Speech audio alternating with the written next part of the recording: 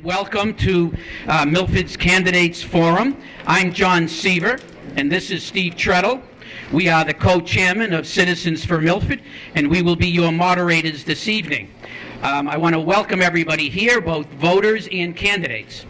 Steve? Well, this Citizens for Milford is really pleased to be hosting our third annual Citizens Forum. We're also honored to have the Milford Town Crier and Milford TV here recording this very important event. Citizens for Milford, ladies and gentlemen, is a volunteer, nonpartisan, grassroots organization, and our membership includes a diverse group of citizens who work collaboratively, most of the time, on issues, projects, and events that benefit the Milford community. And we really are diverse. Yes, we are. We invite everyone, by the way, to join us on Saturday, April 30th for our second annual Milford Beautification Day. You can show up at the parking lot across from Sacred Heart Church anytime between 9 and 1 to pick up your gloves and trash bags and help us pick up the town. Steve? Okay, so you can find more information about our meetings and projects on our website, which is citizensformilford.com. Real easy. The purpose of this forum is to enable you, the citizens, to hear directly from the candidates and ask your questions directly to the candidates in a fair and balanced manner. Tonight, we will hear from the candidates in Milford's 4 contested races. As we announce each race, we're going to ask that the candidates join us on stage and be seated at the table. And please bring your name tags with you as you come up. We'll start with the Board of Library Trustees, move on to Parks Commission, then to School Committee, and then finally the Board of Selectmen. The candidates will have 2 minutes to speak initially. So when each of the candidates has finished his or her opening statement, we'll proceed with our citizen participation segment. And that's where we invite everyone here in the audience to ask questions. So we're allotting about 10 to 20 minutes for questions for each race, depending on how many candidates are in each race. We have a colored light system. Jose, are you going to project it up here as well? Yep. It's green, yellow, and red. And you know what that means, right? This is so that each candidate has equal time. John, you want to talk about the ground rules? Yes, and there's 4 ground rules on asking questions. The first is let's reserve all questions until the citizen participation portion of this evening's event. The second is limit your questions to 30 seconds, okay? And candidates, please limit your responses to no more than 1 minute. Questions can be directed at any particular candidate or to all candidates that are up at the panel. And finally, please be considerate when stating a question. Each candidate has their own supporters here in the room, so let's be respectful. And please avoid any personal attacks. We reserve the right to dismiss any insensitive questions, and then we'll move on. Having said that, I'd like to invite the 4 candidates for the Library Board of Trustees to come up here. Come right up here and take your seats.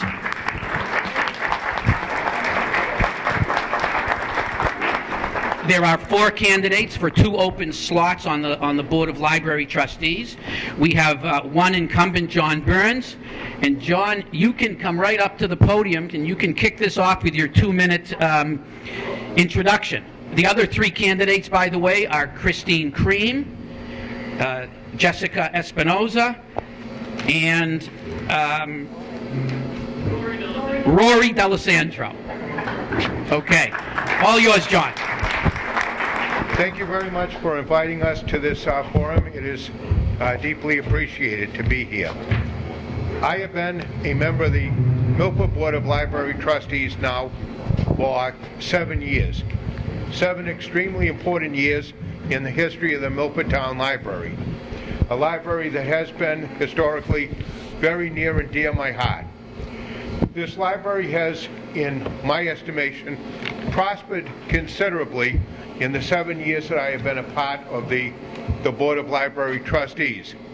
And it's been because I've had the opportunity of serving with some sensational people down through the years, and that I have had the opportunity of working with a woman who I believe to be a sensational library director in Sue Edmonds. So it's been a wonderful adventure for me and for the people of this town. We have seen this library become truly what I always envisioned it would be, a crown jewel in this town in terms of what this town offers its citizens. And this library is really very, very important to the socio-economic well-being of this community. And as I've always seen a library to be the veritable educator of the entire community, its greatest cultural repository, in which it is truly democratic, and I mean that in the lowercase d, in which everybody has an access to all that the library represents. And so I've tried to make it, keep it safe, welcoming, nurturing, and I've tried to maintain that we would not lose our certification. We haven't. That we would continue to be viewed positively by the community. We have. That we would be a very safe place. It's beyond any doubt that we are safe. And so I'm very happy to be here. Thank you. Thank you, John. Yeah. The next candidate is Christine Crean.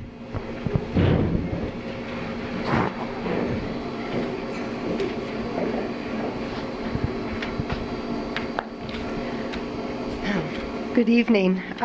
Thank you for Citizens for Milford and the Town Crier for having this event tonight. It gives me a chance to introduce myself. I've been in Milford for 38 years now, and I know I'm not considered a Milfordian yet. I got a ways to go. But I've been here for a long time and love the town. I'm a social worker, and for 35 years worked at Department of Children and Families. I retired last October, and I have a master's in social work, and I'm a licensed independent clinical social worker. So I work with families, communities for a lot of years. I'm also an officer in my union, and as an officer I served as a chapter board member, a vice president, chapter vice president, and currently a recording secretary. Some of my roles there would be to process grievances and work with contract negotiations. I both sat on the management side and the labor side in contract negotiations, oversaw the budget with the union, and worked on discipline issues. I also had an opportunity to serve as a trustee of my condo association. So I experienced working with the budget with that, on policies, dealing with issues. I feel like my strength is working well with people for common goals. When I retired, I really wanted an opportunity to get more involved with the community now that I have the time. And so the library trustee was an opportunity for me to, donate my time and expertise, such as it is. I had the opportunity to be at the dedication of the library 30 years ago. And since that time, the library has been a real vital part of the community. My vision is really to have the library continue in that way and serve the needs of the community and continue to be as great as it is. You did a great job. So I hope for your support. I hope you consider voting for me on April 5th. Thank you. Thank you. Thank you. The next candidate is Rory D'Alessandro.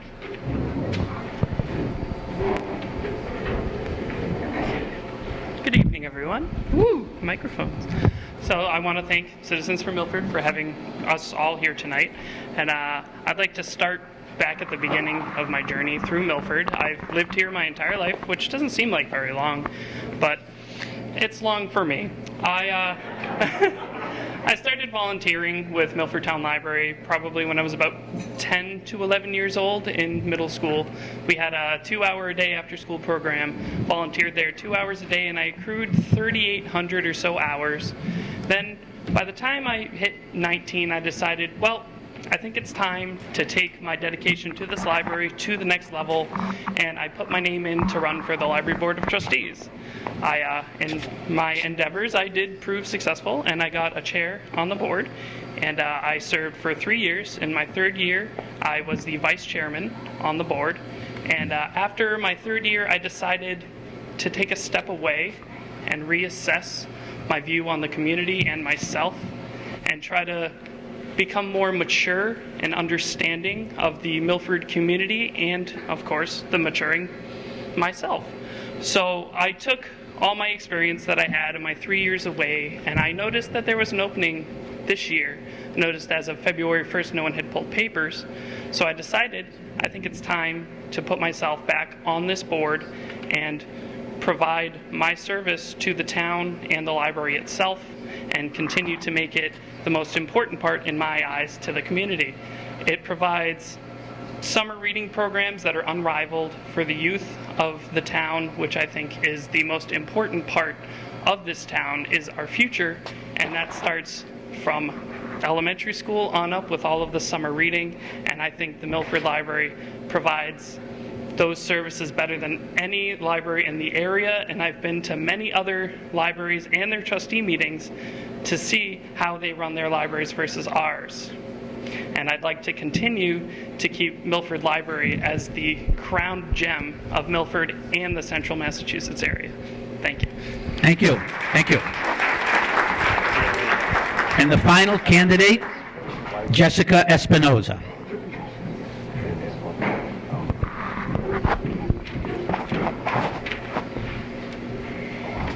Hello, everybody. I'm trying to assess if I'm too short over here. I'd like to thank everybody for the opportunity to speak. Many of you don't know me, so I thought it would be helpful to share a little bit of my history and qualifications. I've been living here in Milford since all of August of 2013. Right, I'm very new, especially if even Christine Crean, with 38 years, is not a Milfordian. I grew up in the Pacific Northwest, and I graduated from Portland State University with a bachelor's degree with a dual major. One is in international studies focusing on Latin America, y por supuesto hablo español, I speak Spanish, and the second is in political science with a minor in sociology. Since then, I developed my career with various unions. If you haven't made the connection yet, that's the connection with Christine Crean, including in management roles where I continuously sought to improve conditions for a variety of state, healthcare, property service, and communication workers. Throughout this time, I've developed relationships with a myriad of stakeholders, both in professional and community settings. Speaking to qualifications as a trustee, I was previously appointed and then re-elected as the Secretary-Treasurer of a small union. In my current capacity for the organization that I work with, the Association of Employees of the Education Foundation at WGBH, which may ring more of a bell, I oversee all accounts payable and receivable, balance sheets, and oversight of the fiscal year-end audit review. These positions with increased responsibilities have given me a keen eye for oversight of fiscal transactions. However, I'm compelled to share that I've always hoped to be able to lend my expertise to the town that I actually live in. More importantly than any academic or work experience, I believe that the most valuable qualification that I have for this role is my perspective as a parent. I have a wonderful child that currently attends Memorial Elementary. And although I haven't lived here for long, I can't stop singing praises about Milford because ever since we moved here, my family has been so kindly received. This past year brought about several changes. Jessica, can we try to wrap it up? Okay. I will wrap it up. So it's given me an opportunity to be able to be more present and available in our town. If there's anything further, I'm available for questions, and I hope I can count on your support on April 5th. Thank you. Thank you. Wonderful. 4 great candidates. So now is the time for anybody that has questions. for the candidates, any specific candidate or all of them. Just raise your hand and we'll have somebody come by with a microphone. Any questions for the Board of Library Trustee candidates? We got one right over here. You don't need a microphone. Excuse me. They're making me laugh back here, and we don't want that to happen. The Board of Trustees is responsible for all the money appropriated to the library by the town. Can you describe how you'll work to ensure the Milford taxpayers are represented during the budget planning process? Thank you. Well, we work very actively as trustees with the library director to make sure that the monies are being very properly spent. Our board, to some extent, and our library director to an even larger extent, she is pretty much responsible for working very diligently with the very supportive members of the FinCom to make sure that things function the way that they're supposed to, that any monies that are appropriated for the library are spent the way in which they're supposed to be, and that we spend only the money that we need to spend, that we don't spend any more than what we have to spend. We really do look out for the well-being of the taxpayers out there, homeowner taxpayers, renter taxpayers, business taxpayers. They're all taxpayers, and we're looking out for their best interest while running the great library that we have.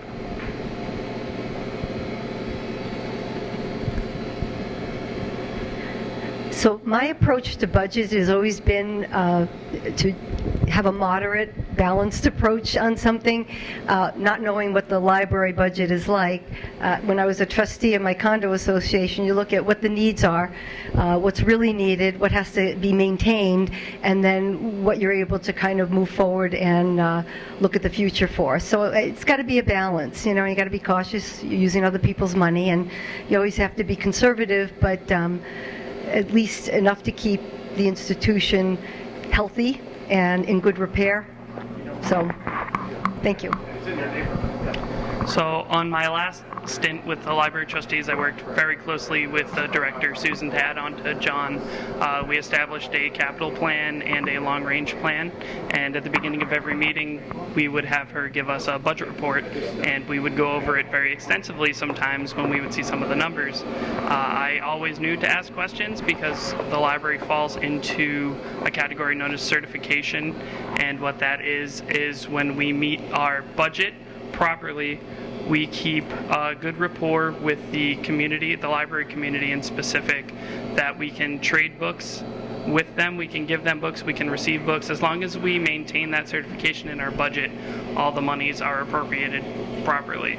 And Susan met that every step of the way while I was on the board, and it seems she has kept doing that since I haven't been. So I feel that keeping a close eye on her budget reports will keep us in the running to use your money properly.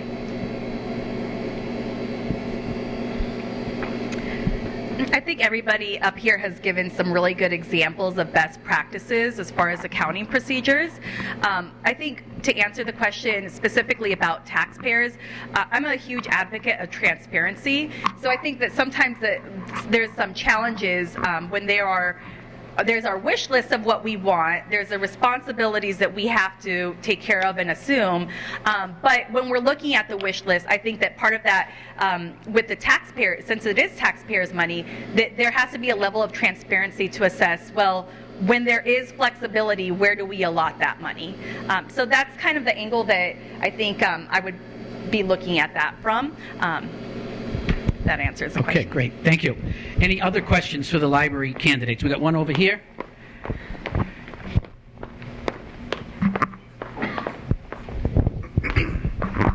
Thank you.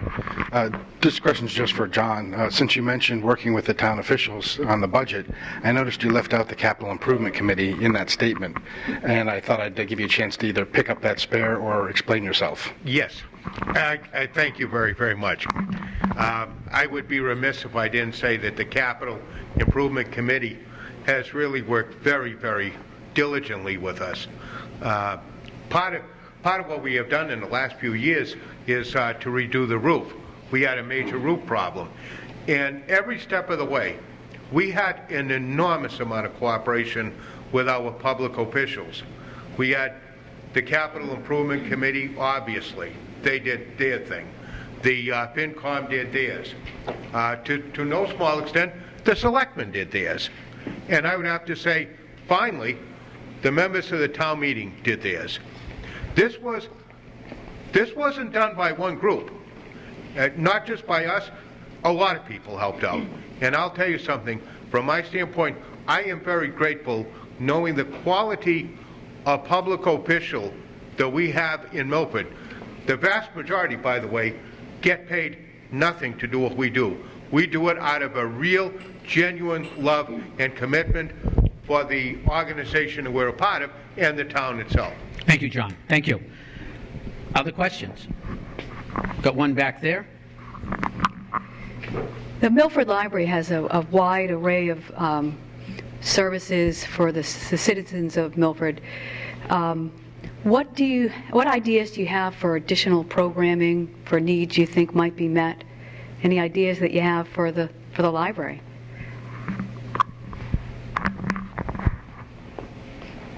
Any one of you? Anybody that wants to answer that, Ken, feel free to jump in.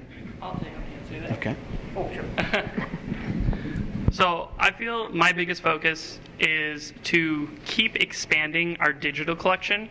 A lot of people say that libraries are dying because print is going to digital. I don't necessarily agree, but I do agree that we need to expand the digital collection to rival that of Milford's actually great paper collection. And there's online programs such as Overdrive and applications like that that let you check out library books through your cell phone or your iPad. And I think we need to focus more on expanding to the younger side of people who don't think libraries are cool or trendy, and show them that they can just take out their smartphone and read a book instead of reading their Facebook status updates, you know. Okay. Thank you. Thank you. Anybody else want to answer that question? Okay. Jessica? For me, I'm a big fan of collaboration, so that's really where I would like to see the library. I understand that there are currently great programs, but also connecting with the Milford Youth Center. I understand that they have some really phenomenal leadership opportunities for their youth, as well as the public schools. So, for example, I understand that there have been efforts, and this is a whole separate conversation, about community gardens. But that's another way to be able to bring in the knowledge from the institution of the library, connecting with our community at large. And if there's interest, I think, again, this goes back to transparency and involving discussion and participation from community members. So to me, that's something that I think speaks to children of all needs, regardless of where they're at in their development and their age. But at the same time, I think it's not just about what I would like to see, right? But really, what is it that the town of Milford would like to invest in? So. Thank you. Thank you. They're going to make an announcement here. There's somebody driving a Honda Pilot. The lights are on.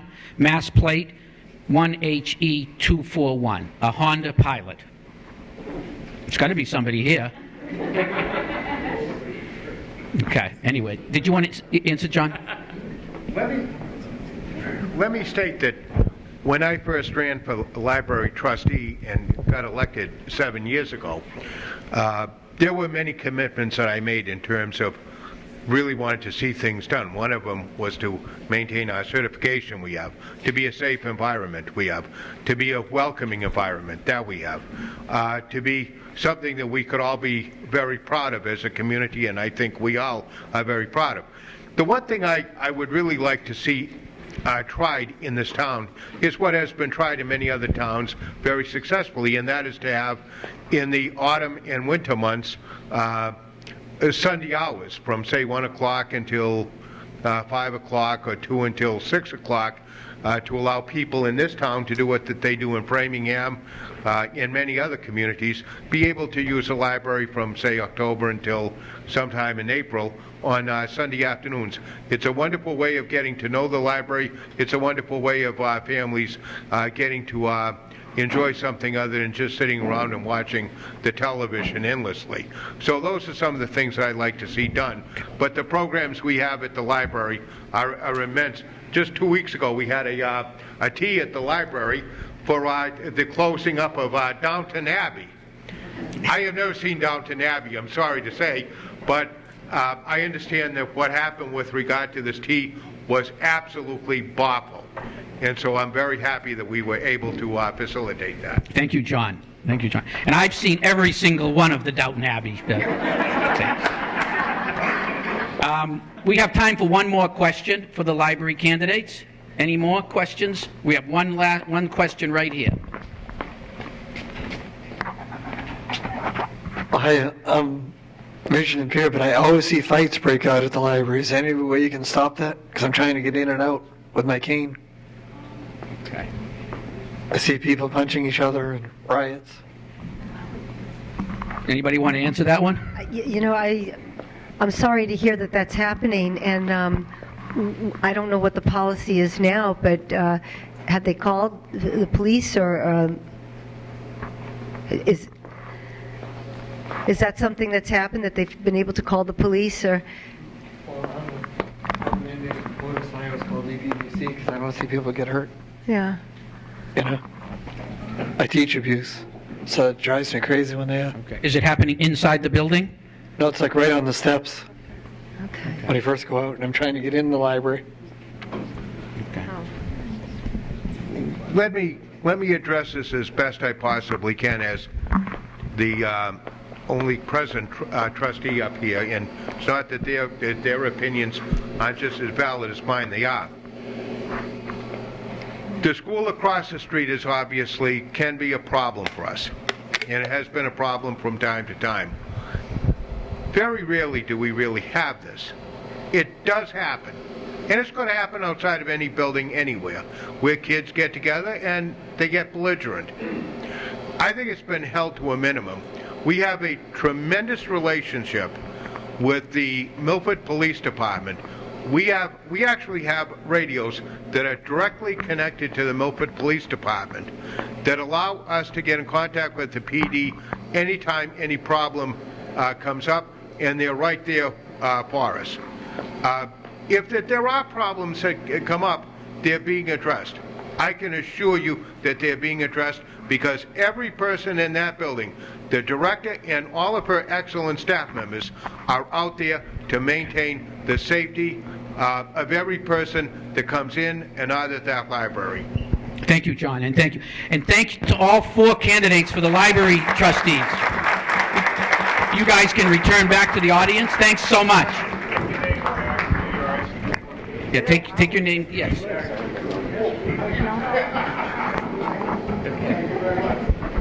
Okay, Steve. Okay, great.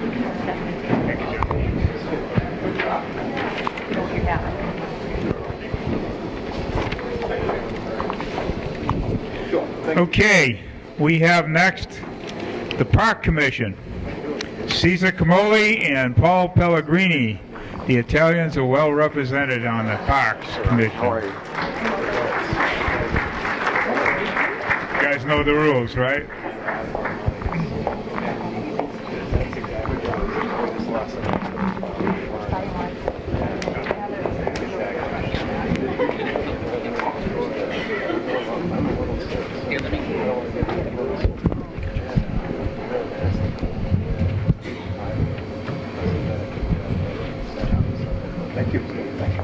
First off, I'd like to thank the citizens from Milford for inviting me to here to speak tonight for this important event.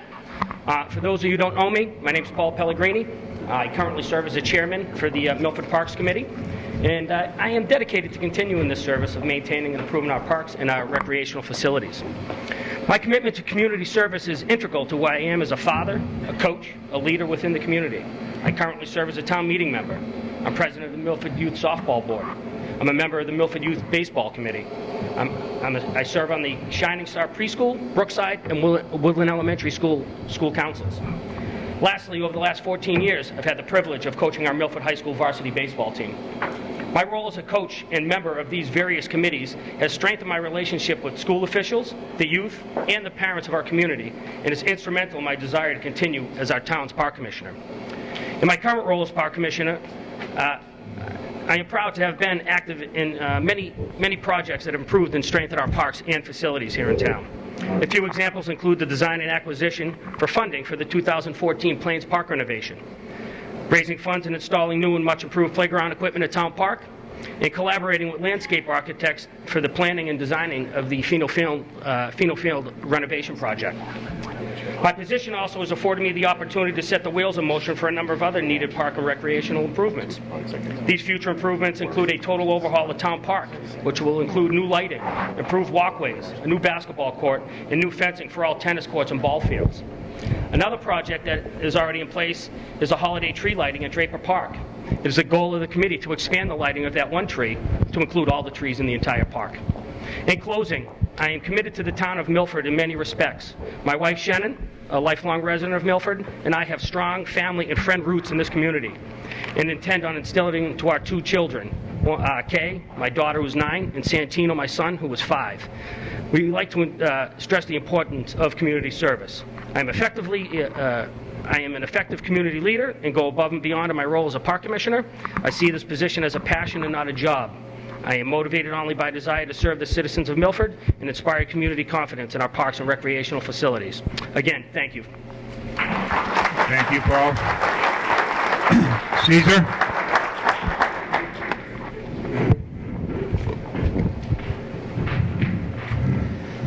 Hi, my name's Caesar Camoli, and I'm running for Parks Commissioner.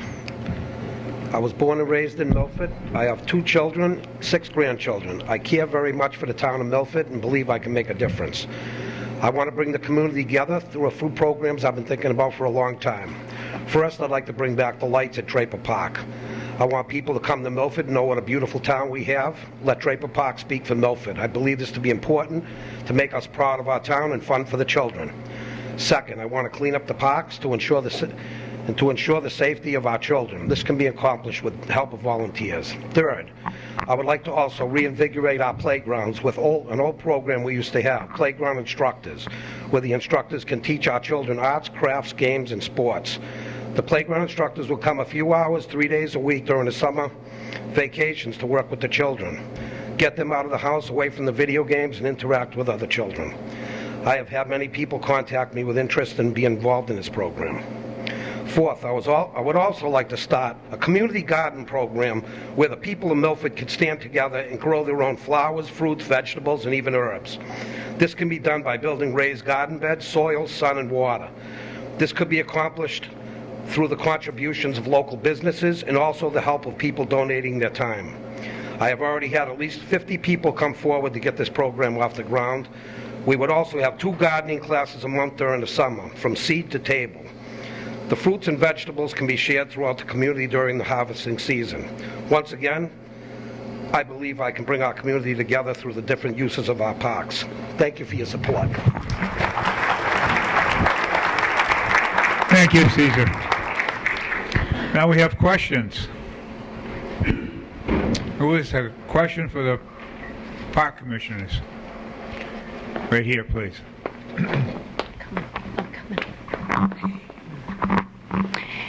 Both of you mentioned the lighting of Draper Park. This year we had that, brought back the lighting of the tree, and the response was wonderful. But the park was very dark, except for our tree. So both of you mentioned you would advocate lighting the park. And how would the financial dimension of that be taken care of? Through your budget, through the town budget?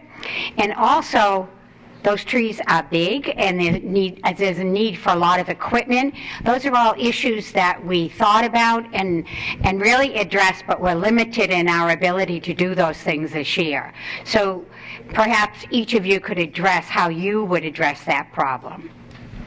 Well, I would address the problem. I wouldn't want to go after the taxpayers' money because I feel as though we're all paying enough taxes as it is. I feel like we would have to go through businesses, maybe people donating. The way we used to do it is the fire department would come in and they would use the town equipment to put up the lights. Where they are today, I don't know. But back in the 70s, they were gorgeous. I remember it, and I would love to see it happen again. It's a very nice thing. I'm going to echo Caesar's response a little bit. We got the ball rolling this year, and sometimes when you get a community together for something important like this, you see a lot of people step up. I think the first thing we'd probably have to do is form a committee, get a group together like the citizens of Milford, and kind of brainstorm what it would take to get this done. There's a lot of giving people in this community, and if we really put our feet down and ran after this, I'm pretty sure we could get some funding for this, and we can work with the parks. We've already had a couple electrical companies come through and volunteer their time and their product to get this to get it started. So this is something I feel I'm very strong at, advocating, going out there and trying to get people to do the right thing for the community. And this is definitely one of the projects that I would fight very strongly for. Another question, please. Over here, Nancy.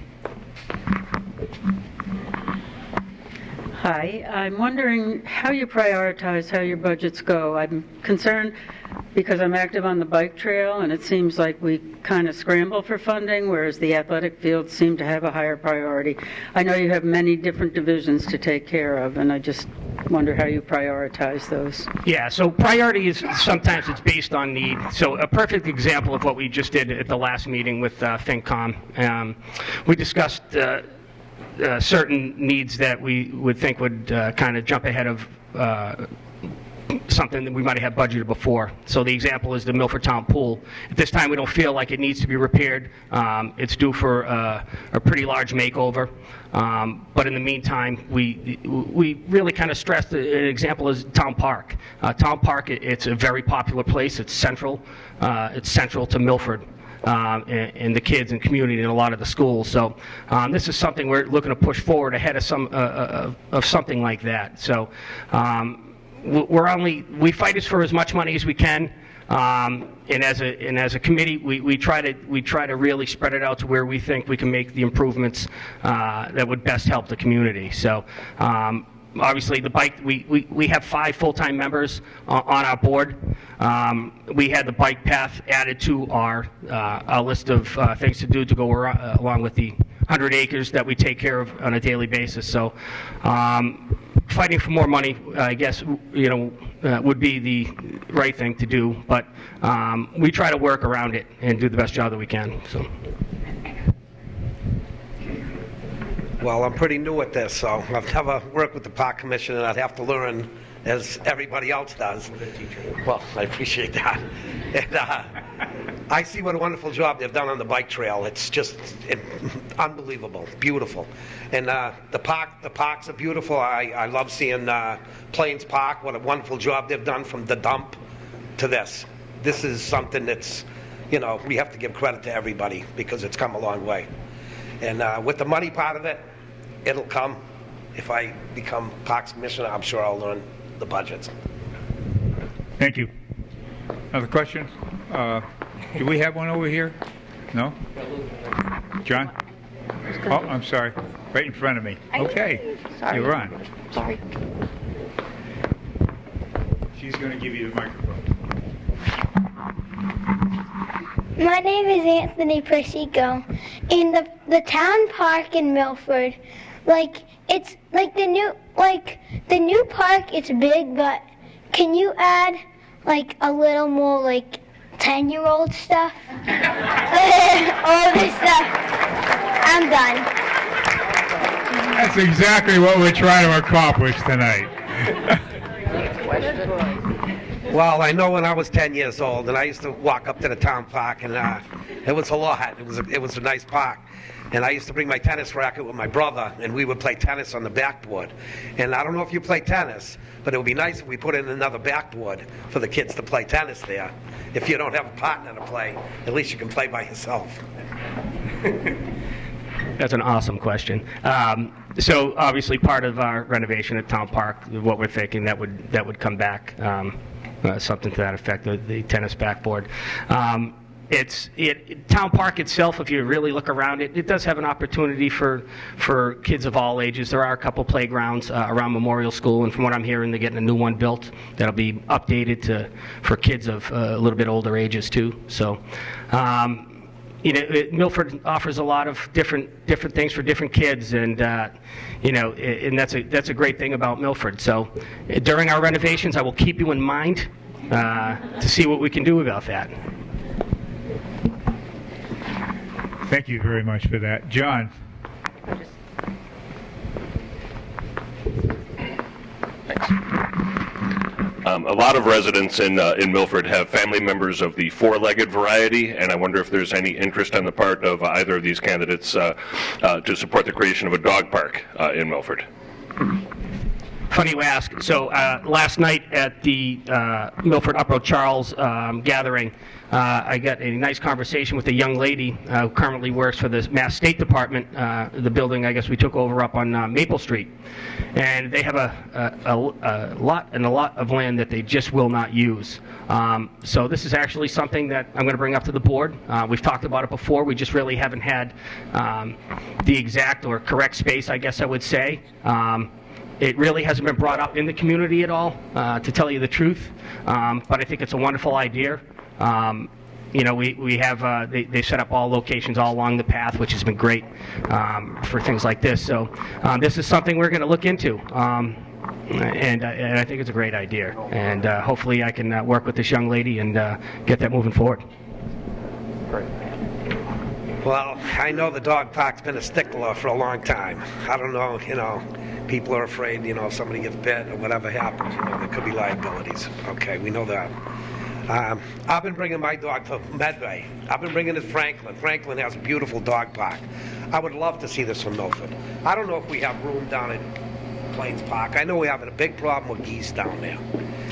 I keep hearing, you'll get my vote if you can take care of that geese poop, And I figure if maybe we could set up something, a little dog park down there. It's out of the way.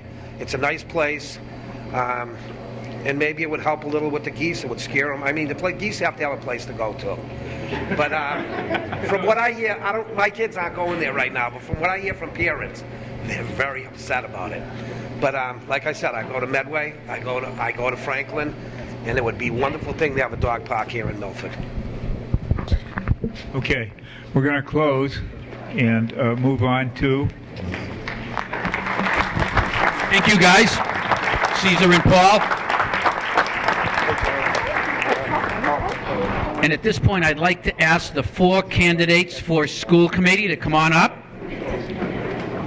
There are 2 open spots on the school committee, and the candidates are James Ligor, Joe Marias, who's the incumbent, Scott Vecchiola, and Mike Visconti. Joe, why don't you come right up to the, grab that mic there and come right up to the podium, and you can kick this off.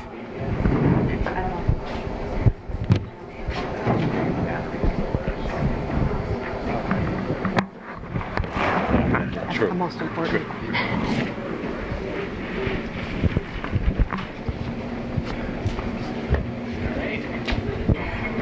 Well, first off, thank you, John, Stephen, and the citizens for Milford for organizing this event, and thank you all for taking time out of your busy schedules to come out and learn a little bit more about the candidates so that you can make an informed decision at the polls. I really do appreciate that. For those of you that don't know me, my name is Joe Marias. I was born and raised here in Milford, as was my wife, Allison. We have a daughter, Amelia, who's in the 5th grade at Stacy Middle School, so we have a vested interest in the schools. I'm the current vice chairman for the Milford School Committee. I've really enjoyed my first term on the committee, and I've learned a lot in the past 3 years. And this is a very exciting time for the Milford Public Schools. We're going to be transitioning the leadership from our longtime superintendent, Dr. Tremblay, over to Dr. McIntyre. We just promoted a new assistant superintendent, Craig Consigli. The Woodland School project is nearing completion, and we're very excited that that school is going to be opening up in August, but there's a lot of work to be done there. We're going to be transitioning the students from the old school to the new school. We're also going to be transitioning students from Middle School East down to Stacy, and from Stacy over to Woodland. And that Woodland School project is really the capstone for our existing long-range plan. So at some point in the very near future, we're going to have to convene a committee to get together and really start to think about what the vision is going to be over the next 10 to 15 years. And I think having the experience that I've built over the past 3 years and the relationships that I've built would be extremely beneficial. So I hope that when you come out and vote that you entrust me with that vote. I take this position very seriously. The schools are extremely important to the future of this community, and it's something that I really take seriously. And again, I hope you'll come out and vote for me. Thank you, Joe. Thank you. Mike?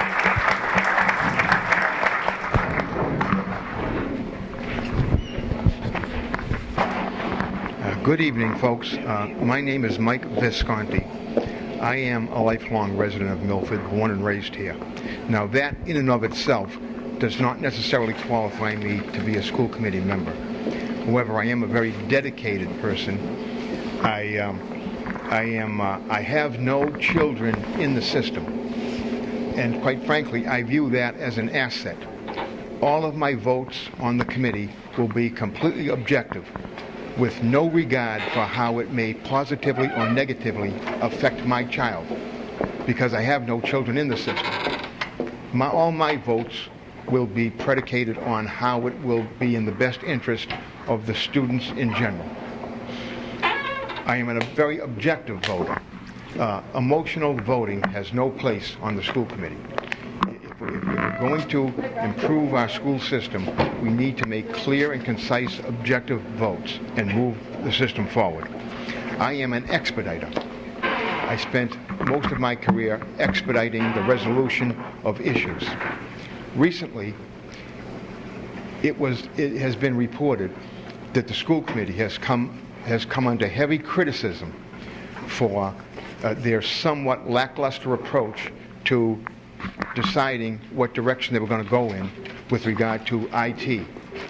This lackluster approach and indecision had a negative effect on our Board of Selectmen being able to decide what they wanted to do. In other words, there was a choice of, do we go with one IT director that will handle both the town and the school system, or do we separate it? I myself was and am still in favor of separating the two. Ultimately, the school committee did decide to separate and hire their own IT director. And now that clears the way for the town, or cleared the way for the town to pursue our own IT director to handle the town departments. Okay, let's try to wrap it up, Mike, okay? We're at 2 minutes. Go right ahead. If I am elected, I will help see to it that the school committee is never again criticized for foot dragging. I am an expediter. I'm a dedicated citizen of Milford. I spent 20 years on the Zoning Board of Appeals. I spent well in excess of 35 years, close to 40, as a town meeting member, an active town meeting member. And I stress the word active. I don't run for or ask to be appointed to committees just to say I'm on a committee or I'm on a board. I am an active participant, whether it's a town meeting member or on the Zoning Board of Appeals. If we add those two time frames together, I have spent close to 60 man-years in service to the town of Milford, and I would like to continue my service to the town as a school committee member. I would appreciate your vote. Thank you. Thanks, Mike. Thank you. Thank you. Scott Vecchiola is next.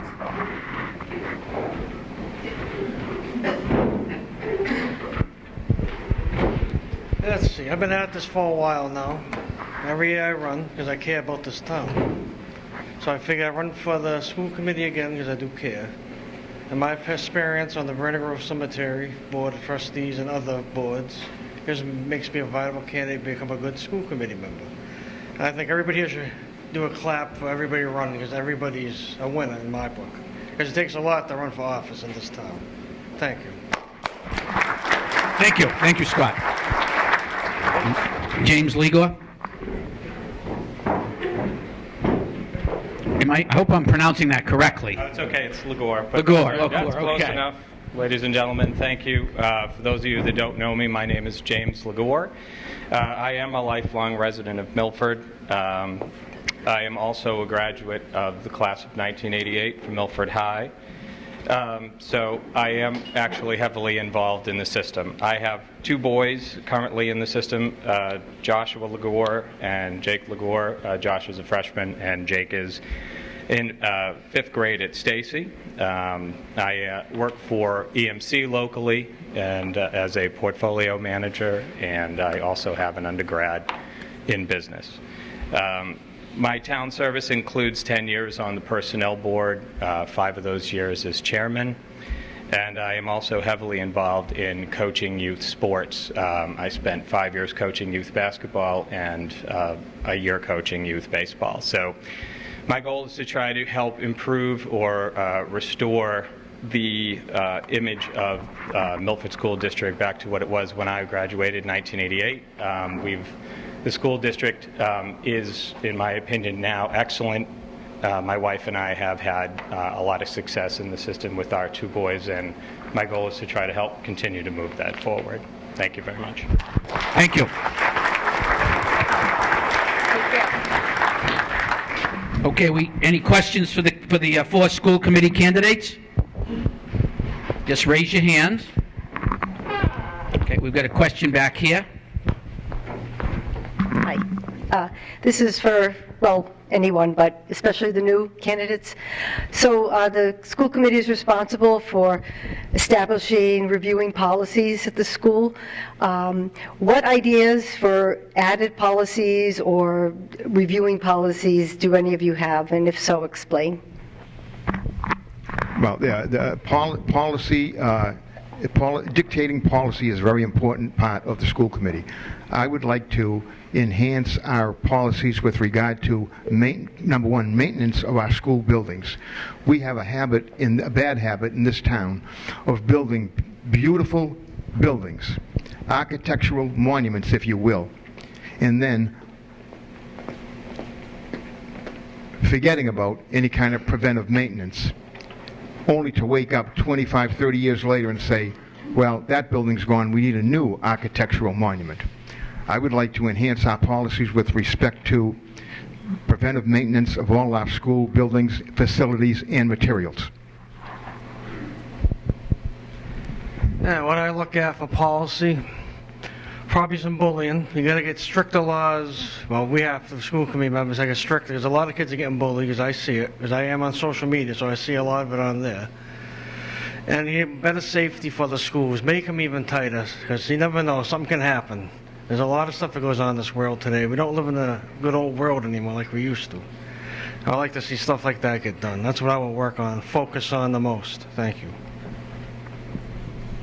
Thank you. Actually, to echo those 2 points, however, adding policy to the curriculum, I think, is a much broader process. I think you need to solicit the administration in order to identify whether or not the policy rollout is going to be applicable and whether or not it adds value to the system.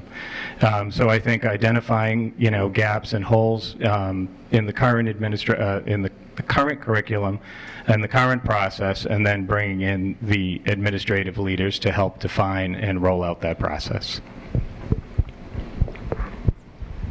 And speaking as a member of the current committee, I have served on the policy subcommittee for the last 2 years, and we've been very active in evaluating and reviewing the policies that we have in place. And we've reviewed 70 some odd policies just within the past couple of years. And I think we have a strong set of rules and guidelines in place. I think one of the challenges that we face, and like many organizations face, is educating the community and educating the district on what those policies are and making sure they understand how the policies are supposed to, are meant to work, and that they're being enforced. And that's something that we're clearly focused on as a committee currently. Thank you. Thank you. Other questions for the school committee candidates? We have one right over here. Good evening. First off, thanks to the citizens of Milford and to each candidate for coming. It's gratifying to think how informed my decisions will be able to be on April 5th. Can you each speak briefly to the skill set that you believe is most important that you bring to the committee? It's a very good question. I think first and foremost, you really need to have an open mind and be somewhat level-headed. It's very easy for your emotions to get the best of you when you're sitting in a committee and you're debating a certain issue. So you really need to take a step back and listen to all sides of the issue and ultimately make an informed decision. Those are some of the qualities that I struggled with initially, but I've certainly been working on as part of over the course of the first term. Thank you. I am a very dedicated person. When I take on a task, I see it through to the end. I have also served on numerous boards and worked with numerous board members to resolve problems.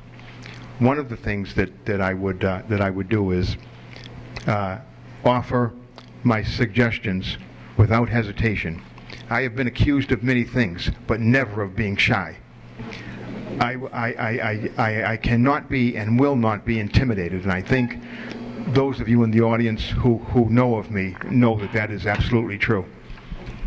If you're susceptible to intimidation, you cannot be an effective member on any board. Keeping in mind that I will also never hesitate to listen to what anybody has to say. After I have all the facts, or as many facts that are available, I will then and only then make an objective decision. Thank you. Now, let's see. I'm clear-minded, I'm level-headed, and you gotta be to be on the boards. I'm serving on one right now, and sometimes you don't agree on every issue, which is fine. That's how this stuff gets done. You gotta be clear. Yeah, you know what I mean. Sorry about that. It happens.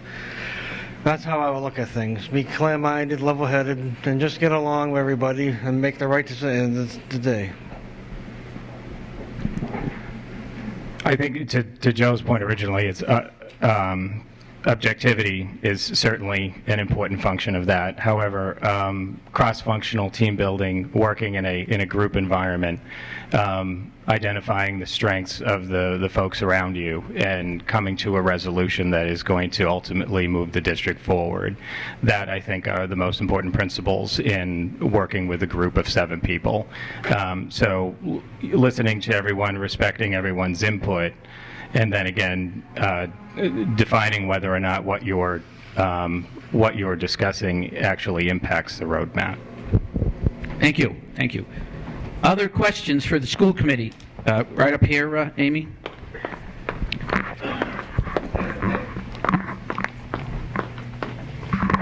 Thank you. Probably not a simple answer to this question.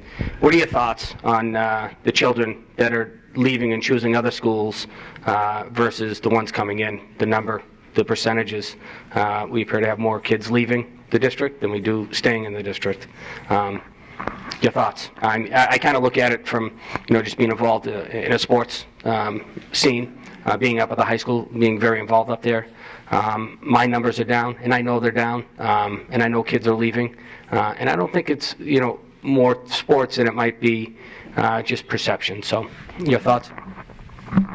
Sure. Yeah, so that's a great question, Paul. And school choice is certainly one of the biggest challenges that we're facing today. But that's a challenge that is fixable. And from my perspective, I think a lot of it is a perception issue that could be addressed through marketing and through public relations. I think a lot of parents and a lot of students just don't understand how much we have to offer in the Milford Public Schools. So it's incumbent upon us as a school committee to really advocate on behalf of the schools and on behalf of the programs and services that we do offer. That said, we have been focusing on this over the course of the past few months, and we have gathered feedback from families that have decided school choice. We held a forum a couple weeks ago to gather some additional feedback, and there are certain themes that we're hearing sharing out there, whether it's demographics, it's class size, it's the lack of enrichment programs, and those are all things that we can address. So the fact that we're starting to have these conversations and that we recognize it's a problem is the first step. Now we need to follow through and execute on some of these things to ensure that we're meeting the needs of the families. And it is much different. Oh, sorry.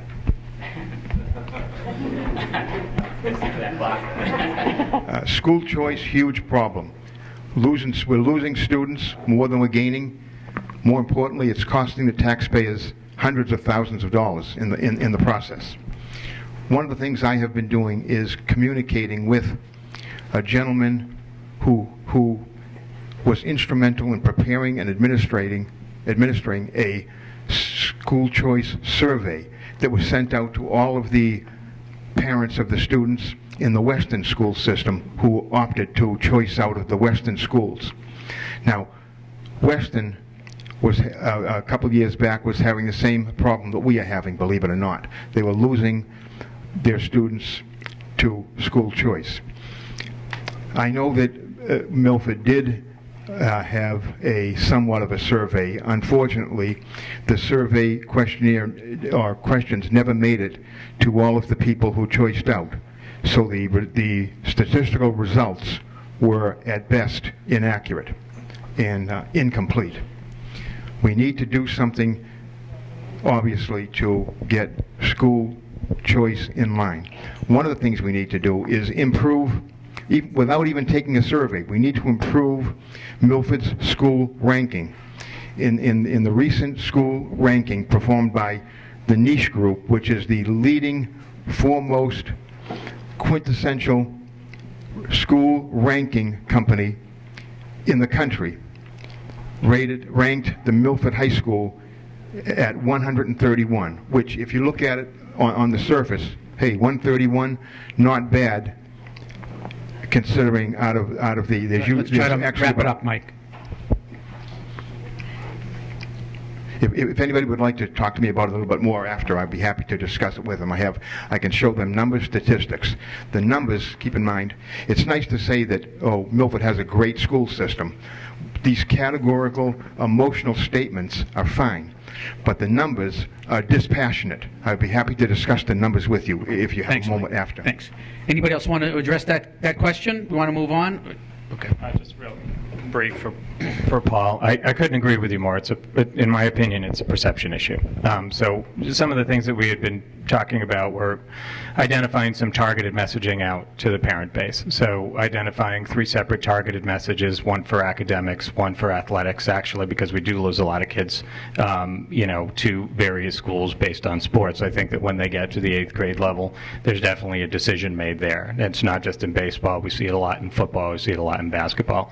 And then there's also a component for enrichment. So one of the things that I thought it was important to do was identify some targeted messaging out to those particular groups with Milford's value proposition in our message and why you want to stay in that school district. So that's something I'm hoping to do moving forward.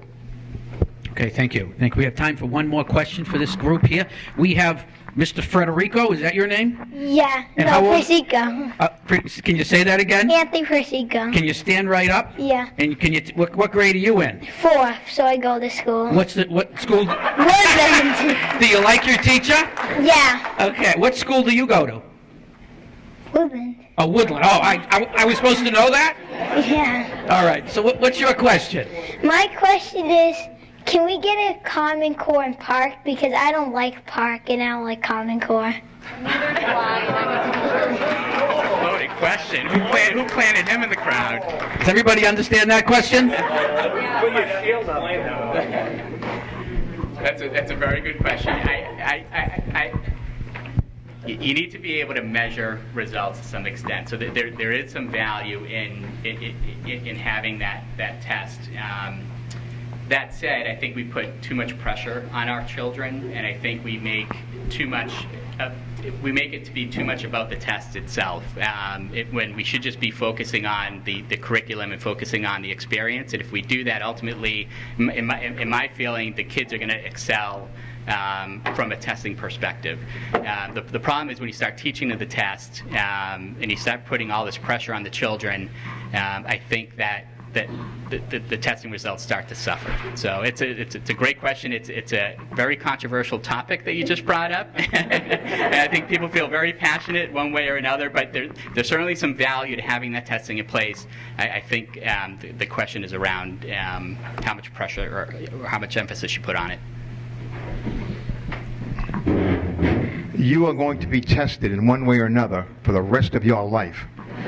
So the sooner you get used to it, the better off you will be. I know it's hard. I didn't like it when I was in school. But for the rest of your life, you are going to be tested every single day. Get used to it. Thank you. Thank you. Good question. I think you should be up here running for office. I see you as a future politician, young man. I don't know if you can get rid of it, but you got to learn. That's what you're there for. So learn and become a good Milford citizen. Very good question, Mr. Parasico. I have to echo what Joe said. I think that standardized tests are definitely required and needed, but then to digress from that, having time to teach the curriculum and reduce the amount of stress on the children through standardized testing, I think, is also important. So I think it's important to try to find a healthy balance between the two of those. Thank you. Did I see one more question? One more quick question for. So just raise your hand. Who was it? Nobody? No. We done with questions. Oh, we've got one back there. One right in the back. To all the candidates, what do you believe is the biggest challenge facing the school department, and how do you plan to address it? So there are some short-term challenges that we face today. So obviously the Woodland transition is one of them. That's going to be a big project. It's not just packing up some boxes and moving it from one classroom to another. It has implications regarding the schedule. There are implications regarding the staff as well as the curriculum. So there is a task force in place right now. There's a committee that's evaluating the impact of all those transitions, and they're working very closely throughout the year to ensure a seamless transition over the summer and in the fall. The other, what I would consider a short-term logistical challenge, is the implementation of technology in the classroom. So we're going to be making substantial investment this year in technology, and fortunately, due to the E-rate grant, we're going to be making about a $900,000 investment in technology. It's only going to cost the taxpayers about $300,000. But integrating that technology into the classroom is going to be a challenge, and ensuring that the teachers are up to speed and that they understand the best way to utilize that technology in the classroom, and ensuring that everything works smoothly is going to be a challenge, and there are going to be some bumps in the road, but I'm confident that we'll be able to work through some of those. Thank you. There's more as well, but we can talk about that later. Challenge is, the biggest challenge is turning out a better product from our school systems. Standardized testing, once again. This past year and the year before, for the past 2 years, the College Board sets a benchmark score. That score is the score that they feel a student will be ready for college or career opportunities. For the past 2 years, the average score in Milford fell far below that benchmark. Whereas in our surrounding towns, this speaks to school choice and a whole gamut of issues. Surrounding towns, Medway murdered the benchmark. Franklin destroyed the benchmark. Medway killed the benchmark. Mendon Upton walked all over the benchmark. We need to, and standardized testing is really the only way we can determine, are we turning out a adequate, not an adequate, but a superior product. If we want our students, wrap it up, Mike. If we want our students to compete in the real world, we need to enhance our our academic programs in our schools. Keep in mind, the main reason we go to school is for academics. Yes, the sports and the extracurriculars are fine. We need those. But we need to get back to the 3 R's, reading, writing, and arithmetic, if you will. Now, I know that arithmetic has come a long way since I was adding 2 and 2. Thank you. But that's what we need to do. Thank you. I'll make this quick. The biggest ones I see is the new school coming online, then what we're going to do with the school next door. That's what I see coming down the line. Thank you. Thank you. Thank you. So the two biggest issues I see are technology and school choice. So we address school choice a little bit. I am a huge proponent of continuing outbound messaging to the community, increasing the value proposition of the school district and promoting all of the good things we are doing. One of the things that I was considering was some type of a dashboard which has the school's metrics, graduation rates, college acceptance rates, etc., so that the community can identify, how we are doing on a regular basis. I know the school committee has addressed technology, but I'll just say this very briefly, that there's definitely a cost model associated with what you would consider to be a traditional hardware infrastructure by buying and owning equipment versus a cloud-based solution, which I think may be an opportunity to look as we look at total cost of ownership for IT moving forward. Thank you. Thank you. Thank you all. And let's have a round of applause for 4 great candidates for the Milford School Committee. You can return back to the audience.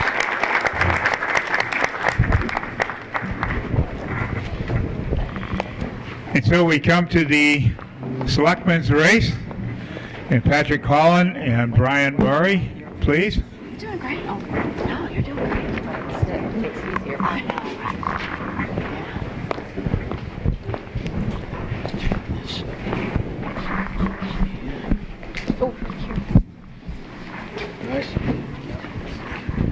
Brian, would you start off?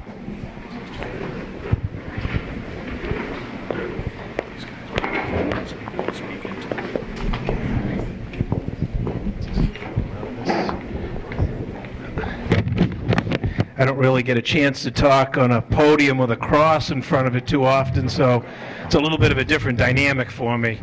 Let me just thank the Citizens Group for putting on this forum. It's a real benefit to the community to have this kind of a program for everyone to hear what the candidates are about. And also I want to commend the Citizens Group for my favorite program they do, which is the Cleanup Day. I was there last year, went up and down Water Street, looked as clean as a whistle, and I'm looking forward to hitting another street this year.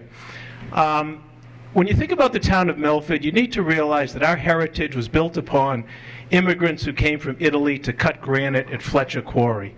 They cut some beautiful stone that went off to some of the most magnificent buildings throughout the country, including the Lincoln Memorial in Washington, D.C. In the early 1900s, this town was founded upon shoe manufacturing and was probably one of the major shoe manufacturers in the country. Right now in the 21st century, we're on the cusp of a different economic boom. The Milford Regional Medical Center is the hub for medical treatment for southern central Massachusetts, and it's right here in our town with the Dana-Farber Cancer Institute. The growth of that business is going to change the town of Milford as we know it. As you go down the western part of Main Street, you can already see that change. There's going to be subsidiary businesses, other support type organizations, which are going to feed into that Milford Regional Center. It's going to bring jobs and opportunity to the town. I think what I bring to the table is experience and good judgment in the kinds of decisions that our leaders are going to have to make in terms of infrastructure, businesses, and real estate as we realize this new growth. So with that, I want to thank all of you for being here, and I want to ask for your support on Election Day. Thank you. Thank you, Brian. Patrick?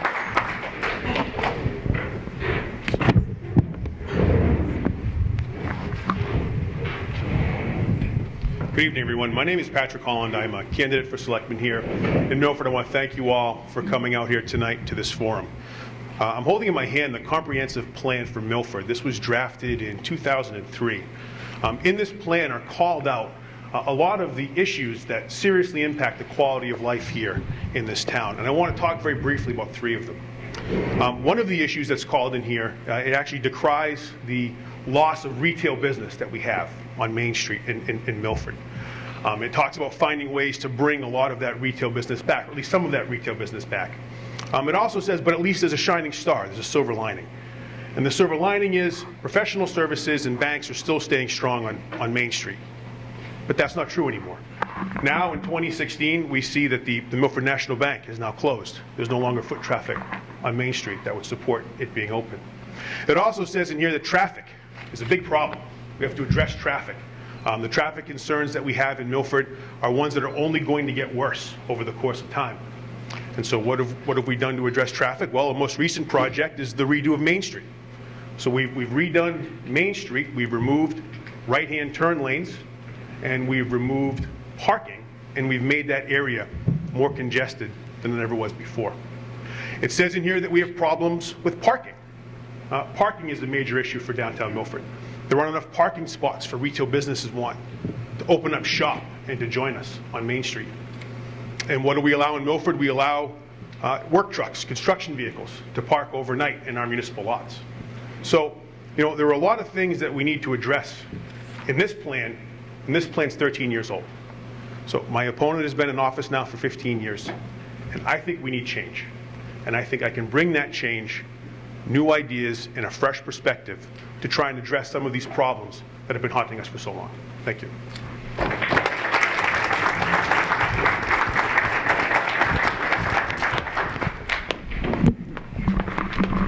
So, it's your opportunity for questions now from the audience, right here. Steve, can you do this? Steve. Could you do this side? Do the side I don't first. think I'll need a microphone. Oh, sorry, go ahead. Okay, you're next, promise. So since the Selectman Chairman Murray has already responded to the recent letter that my committee, by the way, I'm the chairman of the Capital Improvement Committee for those of you who don't know me, about the following issue, with a verbal commitment to raise the matter at an upcoming Board of Selectmen meeting, I'd like to address my question to you, Mr. Holland.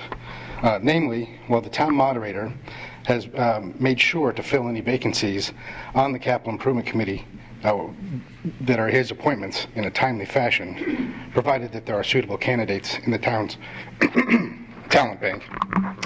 2 of the 3 selectmen's appointments have now been vacant for over a year, despite the fact the town has 12 applications for the 2 open positions it has posted on the town website, including 5 of the eligible candidates who have continued to express interest in serving the town, preparing for the upcoming annual town meeting, even if the appointment is only for a short-term basis. So my question is, if you are elected to the Board of Selectmen this spring, and either of those 2 vacancies are still open, will you pledge to provide to help the Board of Selectmen fulfill its statutory obligation to our committee? Or if not, can you provide a basis, legal or otherwise, for not complying with the town's existing bylaws? Thank you. So I think that we have an interesting situation with the Capital Improvement Committee and with the Finance Committee. So there is a subgroup of the Finance Committee that does inform the town, the selectmen, and town meeting as to the different capital improvement projects that we have in town. I have paid attention to our town meetings, I paid attention to our Board of Selectmen's meetings, and I know that there is some tension that exists between the Capital Improvements Committee and the Capital Improvement Committee, subcommittee of the Finance Committee.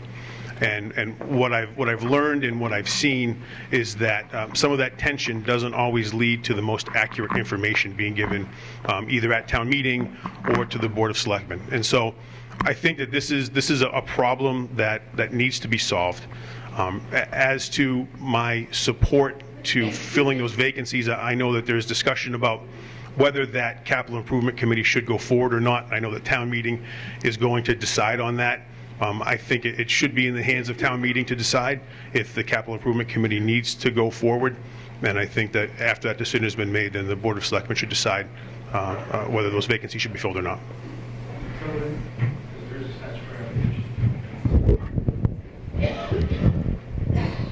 I'm not familiar with the statute, Greg, I'm sorry. So I can't give a legal analysis as to that. Yeah, if I could just comment on that a little bit. And it's not a question really of tension between the Capital Improvement Committee and the Finance Committee. I think what we found over the years is that the Capital Improvement Committee has not really responded in accordance with the bylaw that's on there. And I know, Greg, you and I have had these conversations. You disagree. I see the Capital Improvement Committee as having operated as an ad hoc committee. Capital Improvement Committee, if you looked at the original bylaw, was supposed to really inventory capital needs over a 5-year period, 10-year period.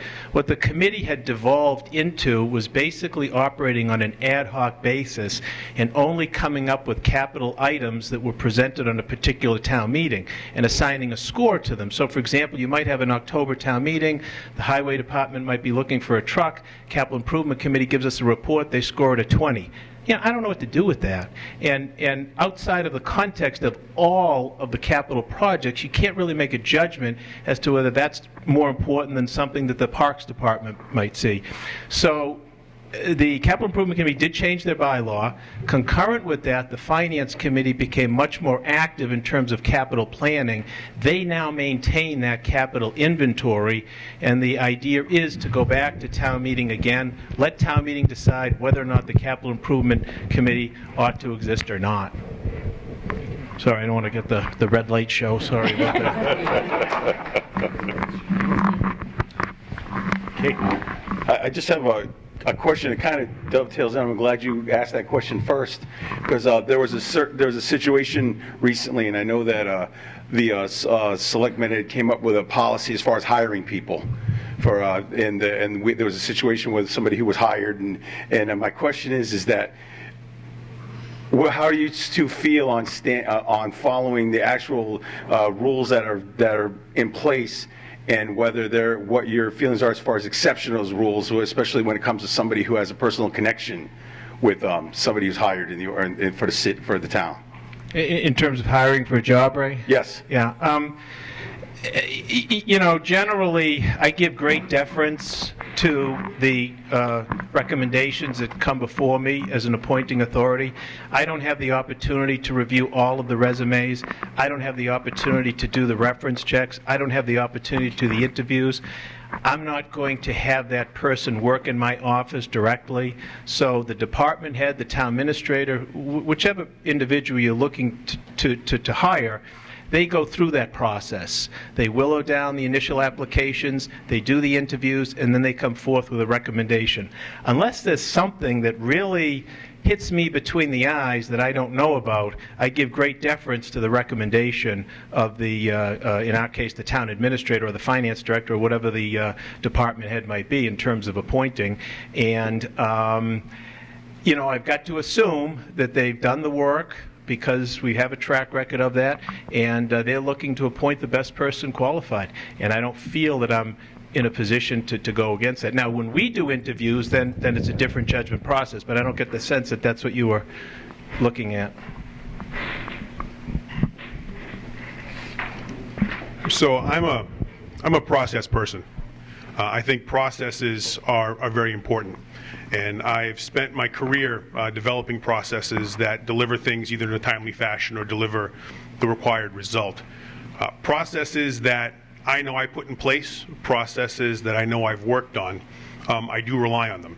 And I don't like to assume that the person who's implementing the process is doing the right thing at all times. What I like to do is design a process that I know is going to deliver the right results regardless of the person who's putting forward the particular recommendation. So I think that so long as you have a process that is set up to appropriately deliver you a candidate, then you can rely on that process and you can move forward with your hires. I know it's very difficult to have personal knowledge of every person that the town hires. It's very difficult to have personal knowledge of every individual. So the process is what you have to rely upon to make sure the right candidates are being delivered. Thank you. I see you have the microphone. Thank you, Steve. Thank you, John. Patrick, Brian, as you both know, I'm finishing up my third year as chairman of the Commission on Disability. And as you know, the number one issue that the commission has been working on for the last 2.5 years has been public transportation. Whether it's been at the initiative of the hospital absolutely requiring transportation for folks here in Milford in order to get to the hospital, or folks with disabilities like my friend Bill here, or Brian, my friend Brian here, or seniors, or other at-risk youth. What the Commission on Disability has consistently found is the absolute overwhelming importance of bringing public transportation to our community. So I just ask you a very simple question. The Board of Selectmen have so far voted to include public transportation on the town warrant. We've had an initial discussion with the Finance Committee. We're going to have another discussion with the Finance Committee, but assuming we get a favorable recommendation from the Finance Committee, I'd like to understand how each of you will vote on passage of public transportation at the upcoming town meeting. Thank you. Harold, I am very, very supportive of public transportation. I've always been supportive of public transportation. I lived in Europe for a time, and so I know how great it can be to get 1,000 miles away and only have to walk 300 yards. I think that public transportation in Milford could serve some portions of our community that could really use the help. I think people that have disabilities and the elderly and people who need to access the Milford Medical Center, it would be absolutely essential to give them an opportunity to get to those places. It's very hard for me to say now, aside from saying generally yes, I do support it. How I would finally vote, although I do believe I would probably vote yes, and the reason why I believe I would vote yes is because we would do the due diligence, or we should do the due diligence, to make sure that we root out all of the unintended consequences of embracing public transportation. So I don't think I have enough information about the unintended consequences. For example, someone suggested that a bus service would reduce traffic in town. Well, I don't necessarily see how a bus service would reduce traffic. Anyone who's been driving around town when the school buses are moving sees that buses slow down traffic. So these things we have to think through to make sure that we're doing it in the right way. Harold, do you know how I'm going to vote on bus transportation? Do you know what my vote's going to be? I'm pretty sure. Obviously, I'm very in favor of it, and I've had the privilege of working with Harold for the better part of a year to work with the MWRTA, which is very experienced in terms of delivering public transportation, to bring it to the town of Milford. Town of Milford right now is a mini urban center. It's time for public transportation here. There's a large segment of our population that needs it. The Milford Regional Medical Center has already gone on record. There are many employees even that would use it. So in terms of reducing traffic, the idea is it takes cars off the road. Beyond that, you've got folks that are homebound, that can't get to medical appointments, go shopping, or restaurants, whatever they might want to do. The public transportation is going to do that. So, I've worked very closely with Harold and the Commission on Disability on this. We've had a public forum which had tremendous public response in favor of this. We've worked through many of the details, not all of the details, with the MWRTA to deliver a bus service in the town of Milford, and it's something that I really feel the time is for, and I advocate and support 100%. Next question back here. Hello, hi. My question is twofold. We have a pipeline that's attempting to come through Milford, I think Kinder Morgan, Northeast Access. There's a lot of pushback and concern about the pipelines coming through the town, so I wanted to know your positions on those, your thoughts. And the other part is really on your thoughts in general on green energy and a move away from fossil fuel, if that's something the town would consider or think about, knowing we have the Paris Accord that in 2050 everybody's supposed to be fossil fuel free or carbon free. Yeah. Well, Chris, two things. The Algonquin pipeline, there's really no formal role for the Board of Selectmen in that particular process. There's an informal role in the sense that we can coordinate information from that company that's going to be putting forth the pipeline that is going to segment across certain parts of land in Milford. I think the primary concern is to maintain to make sure that enough information is available to the residents of the town of Milford, particularly those directly affected, that they're going to feel comfortable with whatever decisions are made. And also the idea of compensation needs to come up. If they're going to be looking to put that pipeline on private property, they've got to also be talking about compensation. I think what the board can do is just to try to facilitate the lines of communication between the Algonquin Company and the residents to make sure that there's a free flow of information. As to your second question, I absolutely support green energy. I've talked to the chairman of our Renewable Energy Committee and encouraged him strongly to come forth with some proposals. You know, the town entered into a net metering proposal a couple of years ago. I think not only it encourages solar energy, but it's also saved the town of Milford in the last year and a half $350,000, which is money that comes right off of the levy, which means it reduces taxes for our residents. We have a question over here. Yes. Oh, I'm sorry, Pat. So whether the pipeline is going to come through Milford or not is really out of our control. I think the model that they adopted up in Milford, New Hampshire, our namesake to the north, was a good one. They held a lot of community forums to make sure people understood the impact of that pipeline being installed. I think that all we can really do is share as much information as we possibly can and try and cope in the best ways as possible if that pipeline is installed. As to renewable energy sources, I am a huge proponent of using all of the available energy sources that we have. It's for a number of reasons, really. I know myself, I use renewable energy source. I heat my house with wood in the winter, so I use firewood. And so reducing our dependence on fossil fuel, not only is it good for the environment, it reduces our carbon footprint, it's also good for national security. I mean, there's so many different reasons why we should be using as many of the renewable resources as we possibly can when we're gathering our energy. We had a forum not so long ago down at the Milford TV studio, and John Tian actually asked a very similar question to this. And he dovetailed into it, well, how would you address some of the bylaws that we've adopted now for allowing solar panels on the roofs of buildings? And I think, you know, frankly, if we can expand the role of solar energy and if we can expand the role of other renewable resources in our town, then we're going to be positioning ourselves to be more successful in the future, and I think it's essential that we do that. Thank you, Pat. We have... Okay, I guess this is a twofold. I'm a resident of South Bow Street in Milford, and I know one of your things you had talked about for your campaign is that you would go back from Main Street and back to work on, you know, the box trucks, the vans. You know, there's a lot of housing issues at that part of the town. What would you do, you know, to take care of that as far as, you know, the vehicles, maybe businesses that are happening in residential areas? What would you do to address that issue? There used to be enforcement that used to happen that isn't happening right now. What would you do to address that issue? So we have now, the taxpayers of Milford and the residents of Milford right now are storing work trucks on the taxpayer dime. So we have work trucks that are parking on our narrow streets. We have work trucks that are parking in our municipal lots. They make it very difficult for the people of Sacred Heart to park their cars and worship on Sundays. And so there are many, many cities and many towns that have adopted bylaws that don't allow these work trucks to be parking on public ways unless they're actively engaged in doing work. There are many regulations in New York City even where they don't allow work trucks to park in the municipal lots.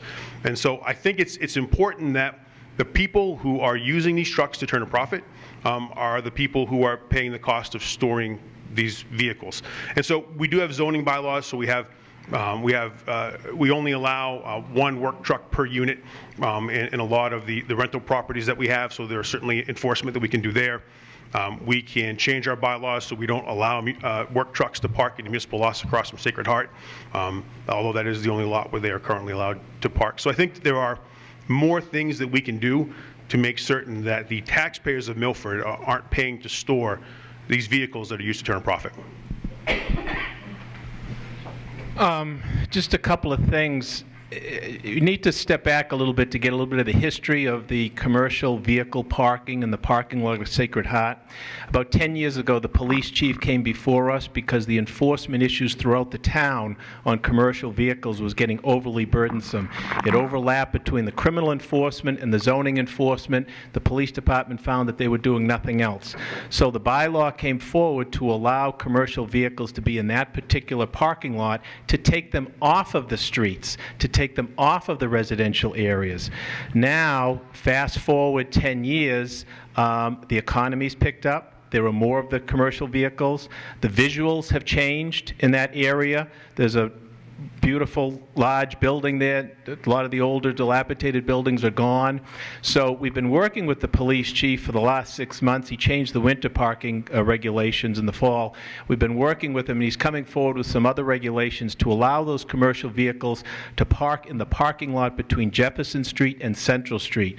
And the idea is those vehicles, if they're not in that parking lot, they're going to be probably at a residence or on the street in Milford. So that's the location where commercial vehicles can park. Now, if you're having issues in your neighborhood in terms of businesses going forward or vehicles that aren't supposed to be there, you need to notify us. Either call the police. We have a neighborhood task force headed up by our building inspector. Just give us the locations and we'll get to the spot. And if there's a problem, it'll be taken care of. I have a follow-up to that. I just moved into the area a few years ago, and I'm retired. And at $20 a pop for having flat tires fixed, I'm up over $300 in 2 years. I went to the police department. They told me they couldn't be bothered because unless I could prove whose nails they were, that they couldn't do anything to help. The last 4 buildings on South Bow Street up to Main Street has approximately 10 or 12 commercial vehicles, snowplows, dump trucks, not only parked on the street, but in the driveways. And the amount of construction work and stuff that's going on, including on the properties, is outrageous. And I've made a couple of complaints, but I've been basically told to mind my business and not to bother them, to be a good neighbor. Well, I wouldn't tell you that. And when this is over, if you can give me the addresses of those, I'll take care of that tomorrow to get it to the proper authority so that that is looked into. That's never come to my attention up until this point. But if it is, get me those addresses and I'll make sure it gets checked out. Excuse me, you were CC'd on an email, and you were CC'd from Mr. Villani on an email, so it has been brought to your attention. Thank you. Okay.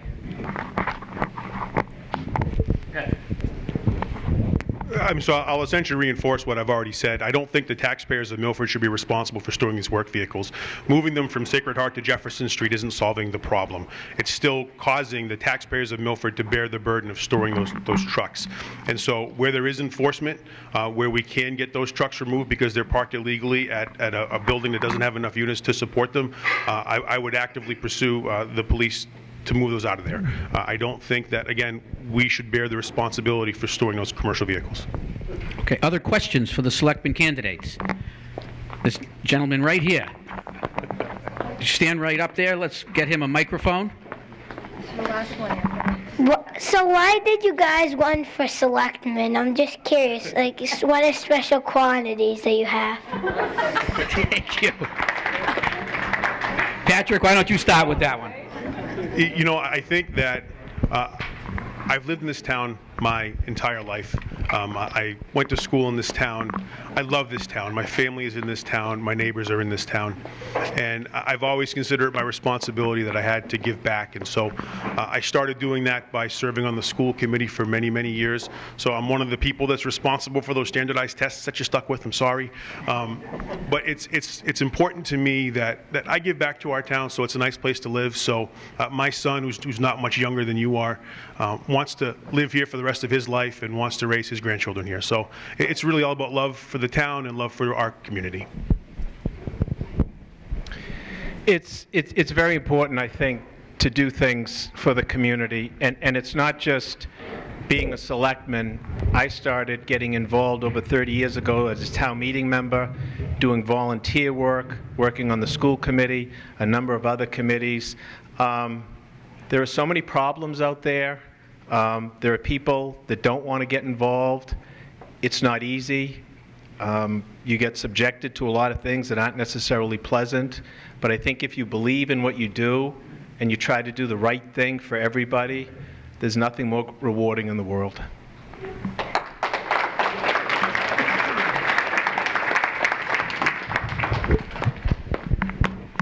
Have somebody? Here. Okay. Yes, I just have a question, and it deals with the transportation issues of this town. For some 30 years now, I've been a very, very vocal advocate of bringing commuter rail into Milford. All of the faults of the MBTA right now notwithstanding, it's very interesting to me that virtually every community in the area that is directly served by MBTA commuter rail service seems to be demographically in a much better shape, in much better stead than we are without it. So I would like to know, what are you two gentlemen willing to do to address this issue, to again try to bring commuter rail into Milford? Thank you. Well, before we get the trains, John, let's get a bus here. And you know, it's not something that's really within the power or the ability of the town of Milford. If the MBTA does not want to stretch out to Milford, it's not going to happen. And I think the conversation, the information that we've gotten in the past, they feel that this area is covered sufficiently between Ashland, Franklin, Southborough, so there never has really been an intimation to bring the rail out here to Milford.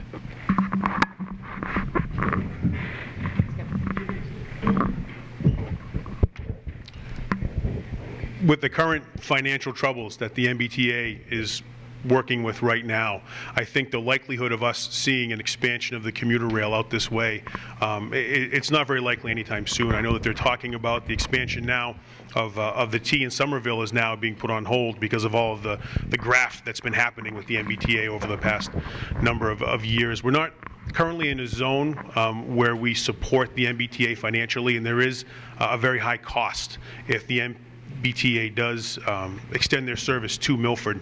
That's going to be a significant, substantial cost to the taxpayers, which we don't pay now.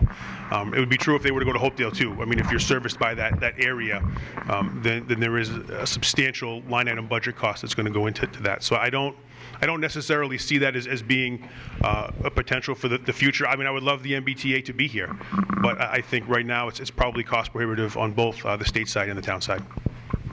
We have a question back here, and then we'll come to you. I'd like to know if, particularly Brian, maybe you in the future, are satisfied with the progress of the task force in cleaning up some of these neighborhoods. One suggestion I have, and I've mentioned it to Rick before, was those of us that are gutsy enough to call with an address that we are concerned about never kind of get any feedback on what is being done or not done to that property, or what progress is being made to clean that property up. I suggested at that time that it would be advantageous to have some sort of public recording and public publication of the properties that are being addressed and what we've done. And I have not been able to find any information on that regard. I know there are properties that I go by that it looks like everybody must notice them and everybody must have commented, some people must have commented on them, but there's never any progress there. But if I was to ask directly, oh, well, that's in court. I've gone to the town council. He says, well, they're in court. It might be nice for the town or the citizens who are concerned about this problem to know in a public way what progress is being made and what properties are being addressed, rather than just kind of, driving by it and having a perception that nothing's being done, which Sure. I don't think is true. Yeah. generally, George, we get quarterly reports from the task force at the Board of Selectmen meetings, which, as you know, are public meetings, and we review those records, and it has the properties where complaints have been lodged against, the action that's taken, and unfortunately, yes, sometimes that does mean they are in court, and that does take long for things to happen. I will say that initially, what led to that Article 37 back about 8 or 10 years ago, which not too many communities have in terms of limiting the amount of people that can be in a rental property, we were getting periodic reports from fire department, police department, who would first respond to houses and go in and find faulty wiring, find all kinds of violations, and then we would target those places initially. Those kinds of reports I don't think are coming in, certainly not with the frequency that they did in the past. I think that the work that's being done is effective. We've also passed the nuisance bylaw because sometimes, you know, a particular property that might not be messy, might be considered messy, might not be a violation of any particular law. So we tried to sharpen that up. We're using the nuisance bylaw to come after some of these properties, but it's a slow, methodical process that has to be done one house at a time, and it has to be done through a coordinated effort, which I think our neighborhood task force does, and we do get those reports at the selectmen's meeting. You know, I'm trying to think how it can be publicized more than at a public meeting. I suppose we you know, could probably do some direct follow-up on the complaining party. Sometimes we get complaints that are anonymous, but any complaint that does come in gets the attention. And I recognize now what this young lady was talking about. I think you're talking about, you've got a private civil claim against some of the neighbors, because I think it got taken to the level where the town simply could not do anything else, and now it's gone private civil. So that's a little bit different than the task force involvement. It's the whole neighborhood. I'm not just talking the neighbors. The whole neighborhood needs to be looked at. Not just South Bow, Franklin, Grove, Jefferson, North Bow. George, I think we have to be vigilant in the way that we enforce our housing policies, and I think that we have to be creative in the way that we enforce our housing policies. I've seen, as a member of the school committee, what can happen, what type of sort of dangerous living conditions can be created. When you have too many people living in a room, you hear heartbreaking stories about our kids, one of our students who is living in the room, who's living in a single room, you know, with 2 beds, with 3 or 4 siblings and 1 or both of their parents. They have nothing but a hot plate and a refrigerator and a microwave. And these are sort of dangerous, and they are unsafe conditions. They're not good for one of our kids, and they're also not good for first responders who if they ever need to go up and show up one of those properties, to be able to enter the property safely and be able to know that there aren't going to be locked doors that they have to kick down, or a firefighter may become trapped. And so the chief of police did something very interesting a while back, and it's not the same thing, but I think it translates. So we had drug dealers who were coming to Milford from Framingham because the police in Milford did such a good job of chasing away the Milford drug dealers that they couldn't be seen on the streets. And so the chief of police spoke to the Framingham Police Department and asked them to send their officers to Milford to try and spot some of these people so they could chase all these drug dealers out of town as well. And it's sort of that sort of outside of the box thinking. It's that thoughtful approach to trying addressing some of these issues, I think, are the types of ways that we need to think about enforcement moving forward. The enforcement's been very uneven. So it becomes a hot button and the enforcement occurs, and then it seems like the enforcement peters off until someone on the Board of Selectmen says, hey, what's happening with the enforcement? And then it picks back up again. And so I think that we need to remain vigilant, or as vigilant as we can, to try and root out some of these situations. I do think it would help if the results of the task force were publicized somehow, some way, whether it's the town crier, the Milford Daily News, or even posting it on a bulletin board in the town hall. Yeah, I think one of the biggest problems, frankly, are absentee landlords in this town. I think that it's hard to shame an absentee landlord, and I'll tell you, if we could get to it, I'd publish the pictures in the newspaper. We have a question down here. Who was it?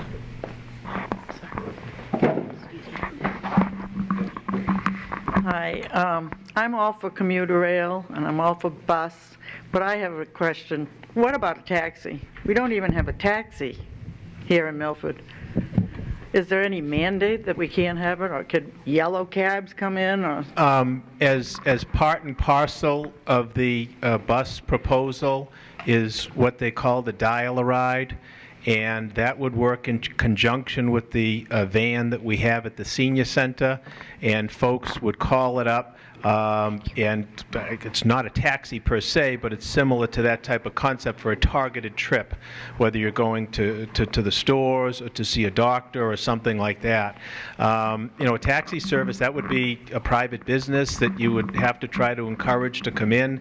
I remember there were taxis in Milford at some point. I don't know whether or not it's an economically viable thing to do, but from the public sector perspective, in terms of public transportation, it's the dial-a-ride that would provide added service for folks like for folks who are desiring targeted locations. Over here. Steve's got to be responding. Oh, Pat? Yeah, I mean, I agree that a bus service would address many of those concerns. I mean, we can't force a private business to come in and provide us taxi service. It would be very expensive. There's a mandate against it. I didn't know there was a taxi, so I needed it. I had surgery, I didn't get to a doctor, I wasn't eligible for senior citizens. And I called the taxi, and I got Mark's taxi, that if we're going out of town, we can take it, but you can't take it in town. I came from Cambridge, and it was like, I had lived here though for 38 years, and I never knew there was no taxi because of it always drive. And I've been on it, I don't think I have to be. So yeah, I don't know what you think. Okay. Over here. Fiscal responsibility is one area where I think Milford can and should be very proud. Could you each speak briefly, I know you have varying degrees of experience both in the private and public sector, to keeping projects on time, scope, and budget?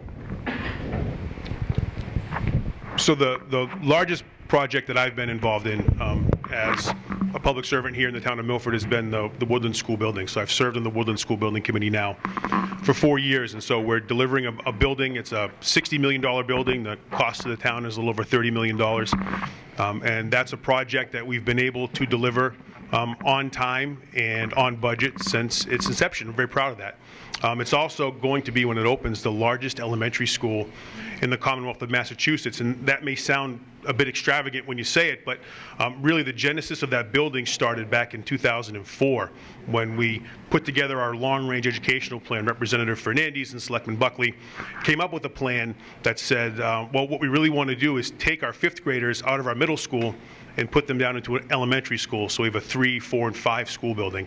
And that was the right move for us, and for us to do that, it requires a building of the size that we're making. And although it sounds like it's a very extravagant building, what that building allows us to do is to open up a brand new facility for our students, and it also allows us to take offline 2 buildings that need drastic renovations. And so the Middle School East building can come offline, and the current Woodland School building can come offline. And so if we didn't move forward with a building like that, what we'd be stuck with are 2 buildings in bad need of renovations that wouldn't be reimbursed in any way by the Commonwealth of Massachusetts. And so certainly to maintain those buildings as current school buildings, I mean, we're looking at upwards of $60 or $70 million rather than the $30 million that we're spending. So I would consider that to be an example of fiscal responsibility in the town of Milford. I think your question has 2 parts, really, because when you talk about fiscal discipline, I think first you have to look at the operating budget. That's the day-to-day expenses of the town. The second thing might be independent capital projects. I think, to be honest with you, one of the major challenges that we're going to face going forward is to try to maintain fiscal discipline, because the town has been very well planned financially.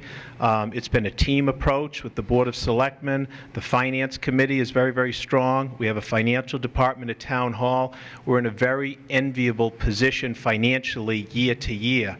The challenge is going to be not to get too giddy with these finances and make sure that we still support operating budgets that make sense and that are within the the tax frame that we have. In terms of capital projects, I think it's very important to plan them out carefully, and the timing when you hit projects is very, very important. I worked on the field project. We got that out to bid at a time when the economy was not doing well. We got a very good bid. It was in under what the projected amount was, and it allowed us to expand the project and do even more that was intended. The same thing on the senior center in 2003. We timed it so that we hit during a time period when interest rates were low, contractors were looking for work. Again, we got a very good price, $3.5 million for a 16,000 square foot senior center that is still considered state of the art. So capital projects are very close to my heart. I've worked on a number of them, and I think the key to all of them, a big key, is really when you go out and hit the project. That's going to give your base point. And if you do it at the right time, you're going to come in under what's projected. It allows the town to get more bang for its buck. The questions and discussions here have been very vibrant. I'm going to say we'll take 2 more questions. Thank you. So in the same light as projects, and we've heard a little bit about from some of the other campaigns that are going on throughout this evening, there's a lot of mixed priorities that are coming through between the schools, parks, and a variety of different areas. When you think about downtown, what do you envision for rejuvenating downtown and being able to restore some of the businesses back into downtown? How do you work to bring that back, and what's your plan for that? You know, there's been this all talk about rejuvenating downtown, and I think we really need to consider where downtown is now and where it was 15, 20, 30 years ago. Downtown before was considered blight and slum. That allowed us to access community development block grant money to the tune of about $500 to $1 million per year to do roadway improvements, to do sidewalk improvements, to do lighting improvements, drainage. We took that grant program as long as we could to the year 2014. We were no longer eligible for that grant program because of the success of the program. We stretched it up to Water Street. We brought in improvements into Prospect Heights because we found an eligibility there. But you know, if you walk Main Street and start at the Milford Regional Medical Center at the intersection with 140, you see the development. The old Robertson's carpeting is going to be developed into an office building. You go forward onto Main Street, you look at some of the buildings that are there. Leoch Properties has just gone into the old Greenleaf building. There are banks on Main Street. If you look at Gillen Court, at one point that was an abandoned building. That's a beautiful complex right now. Keep walking down Main Street, you'll see ethnic stores, you'll see a Brazil bakery that does a wonderful job, and you go all the way down towards the bike trail and you see a huge office complex that's there. So Main Street is not the Main Street of 1950, but nothing is.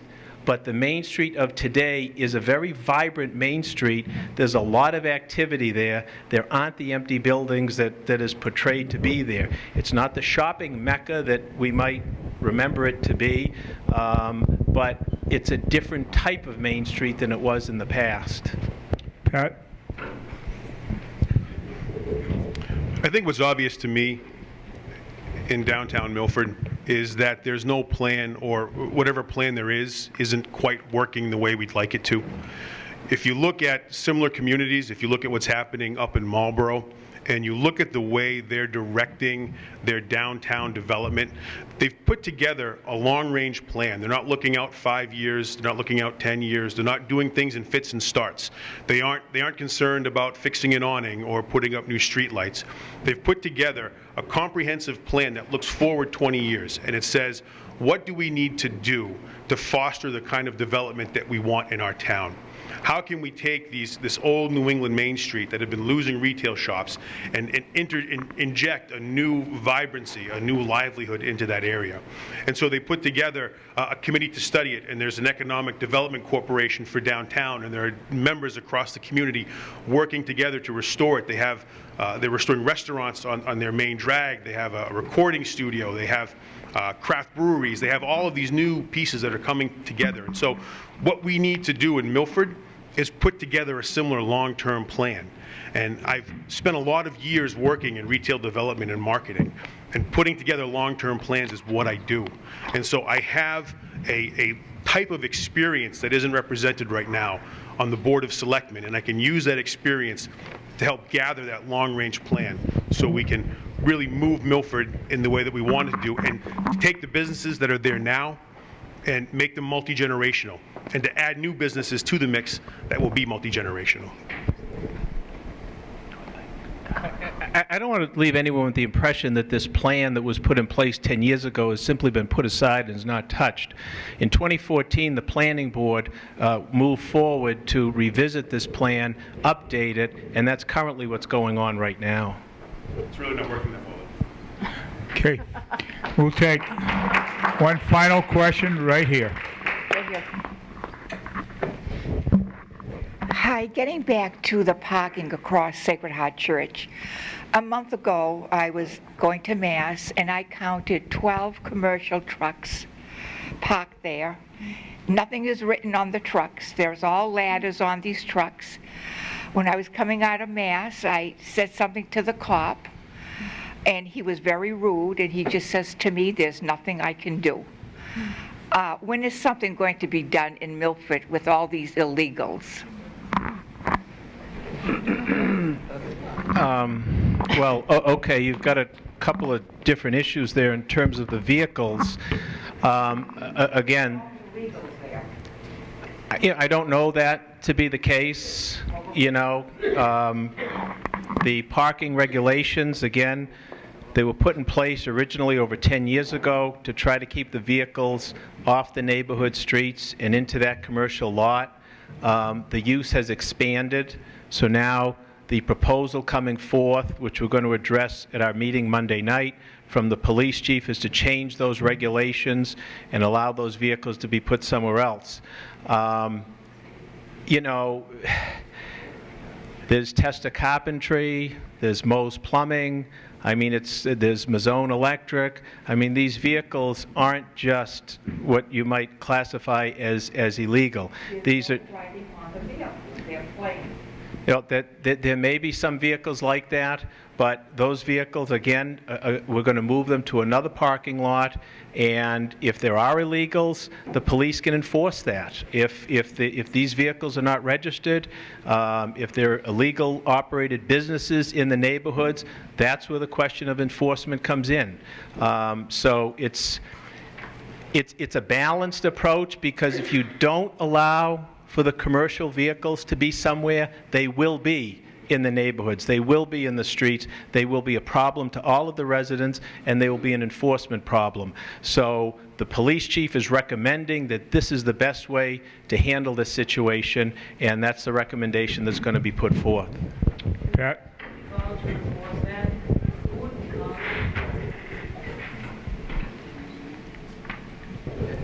Brian? Do you want me to answer? Yeah. Who do you call to enforce that? Like the man, we're not sure. Who owns that? That would be the police department. Okay. Okay, Pat, comment on this? They have signs. So if you look at the phone number and you Google it, they have it here. So you don't know it. You know you caught you had your turn. So how do you figure out who owns it? Okay, Pat, what do you say? I'm committed to getting commercial vehicles off of the taxpayer dime. And I think we have some very narrow streets. We have some public, some municipal parking lots. I frankly don't like to see commercial vehicles parked on public ways. I don't like to see them unless they're working on something. I don't like to see them in municipal parking lots. And so, as your selectman, I would do everything within my power to get those commercial vehicles off of our streets and out of our ways, unless they're doing work. Now, if they're there to do business, then that's a temporary situation. They're certainly allowed to be there. But overnight storage, it shouldn't be the taxpayer dime. Okay. Thank you. Thank you so much for all of you for coming and for your wonderful questions.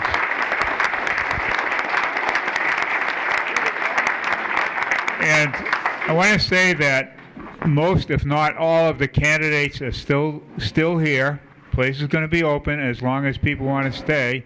So here's your chance to grab them and talk to them privately, face to face, and look them in the eye.